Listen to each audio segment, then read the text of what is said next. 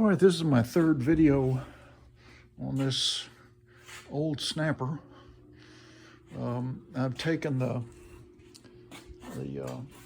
rewinder off. To do that, I had to, swing the oil tube out of the way.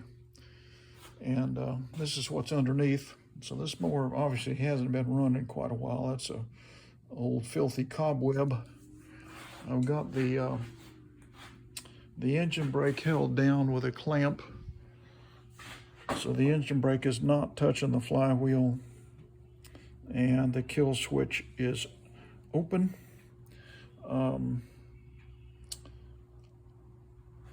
This is the gap between the ignition coil and the flywheel, which to me looks like it's way too narrow. It does turn, but that's not much of a gap. So I'm gonna reset that. It may be okay, but I'm just gonna reset it. I've cleaned up a lot of the oil that was on the deck. This mower was overfilled with oil. I'm hoping that's the reason that the oil was showing up where it shouldn't be. The gas tank was empty. I've taken the carburetor off, and I'm going to have to replace that, and I'll show you why. This is what happens when you use fuel that contains ethanol. This is what it does to your carburetor. See that coating? And it's so bad that the float is just stuck. So it's not, this mower would never operate with that. I think I covered the issue of the carburetor the other day, which is there's not much of a hole there for it to pump air, or to let air pass through it. So I'm going to replace that.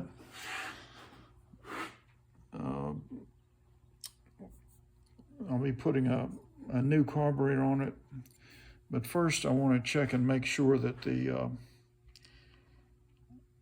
flywheel key is in the right spot, that this thing hadn't been hit or damaged.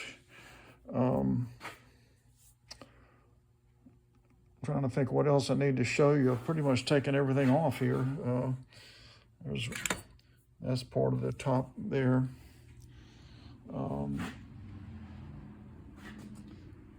I'll probably replace that little gasket right there where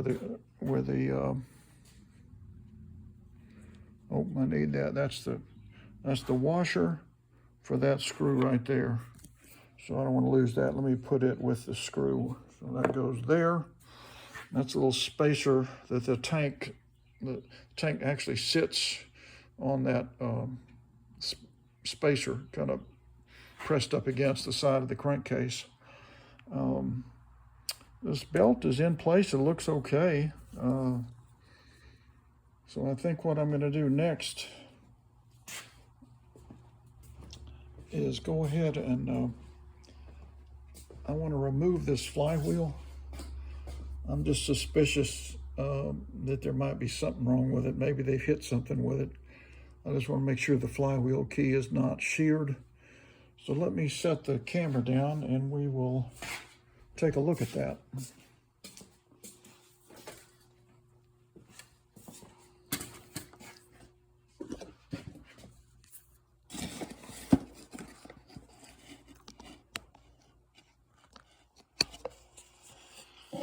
So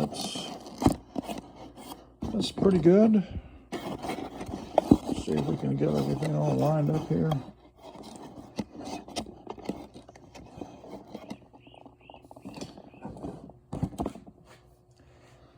So I'm going to get my torque wrench and try and remove that flywheel nut.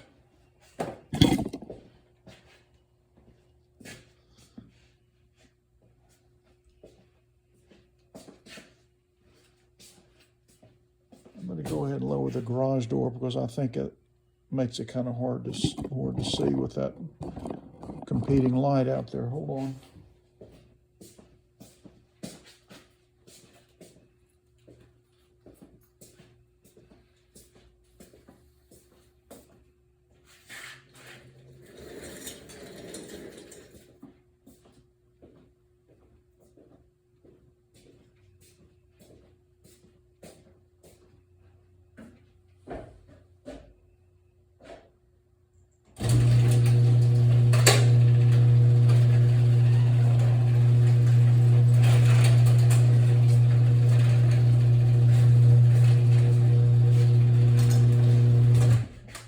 That looks a little better, yeah. It's kind of easier to see. So I've got to put on my hearing protection now because I'm going to be using a torque wrench.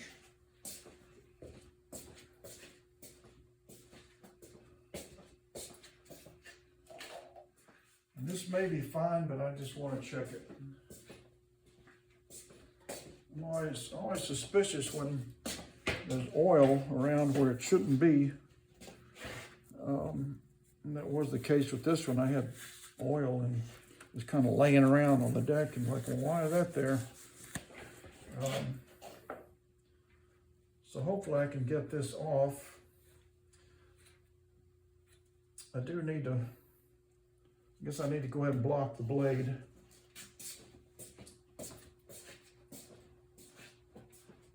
I need this to stop when I put the torque wrench on it.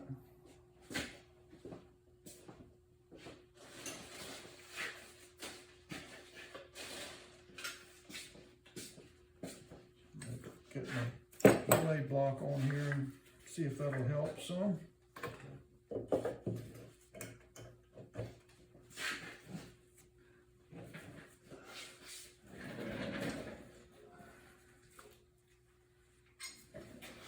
I'm putting a wood block under here.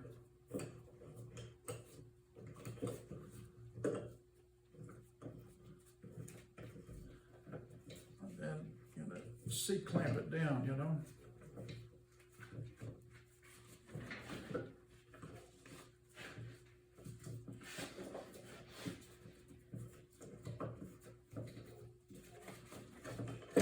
There we go, look at that. Okay. I'm sort of lifting the mower up with my hand so I can get this block in the right place and cinch it down. And I'm hoping the blade will hit it, even though the blade's worn out and missing a lot of it. I'm hoping it's gonna hit this. Hear that? That's what I want. Okay, let's get the torque wrench. So I'm very suspicious that the flywheel key might be sheared on this mower. When you see oil around where it shouldn't be, sometimes that's what's going on. Let's check it out. That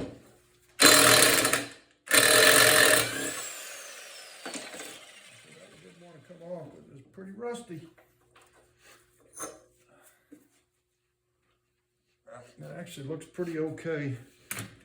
So a sheared flywheel key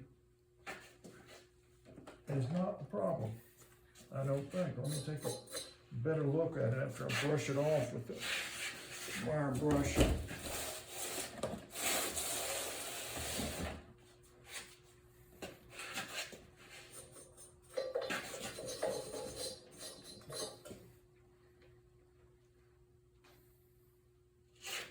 It may have been bumped a little, but I think it'll be fine. Now the other thing I need to do is I want to reset the gap on this ignition coil. Well, that looks like it's way too narrow to me. So let me get my 1/4 inch socket. I'm going to reset this guy. Not that one. And that one where all the spider webs are. And a little space here. Now I'm going to turn. Actually, It's actually on the magnet right now, I think, so that's good. I really don't have to turn it, so let me get my two little plastic strips.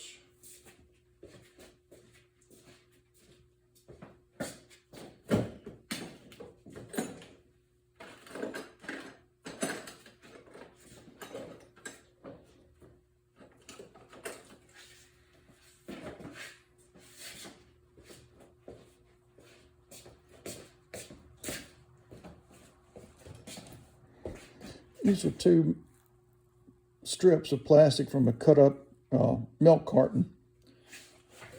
I'm going to set one over here and let the magnet grab it, hold it in place. Then I'm going to put one on this side right here. Let the magnet grab it, and now the gap is going to be much better. So let me tighten this down now.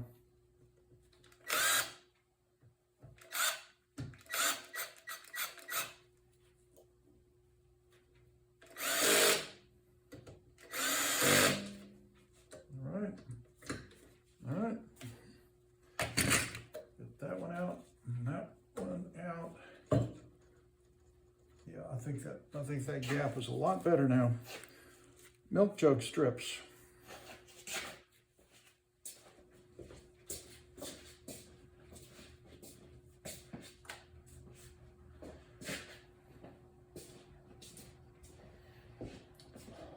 Okay, I don't like to go on and on with these things till you know, it's just too long. So this is about 12 minutes. This is the third video in the series of trying to get this snapper going. It's in pretty good shape, really. So we've made some adjustments. So tune back in for episode 4, and we'll see if we can get this thing going.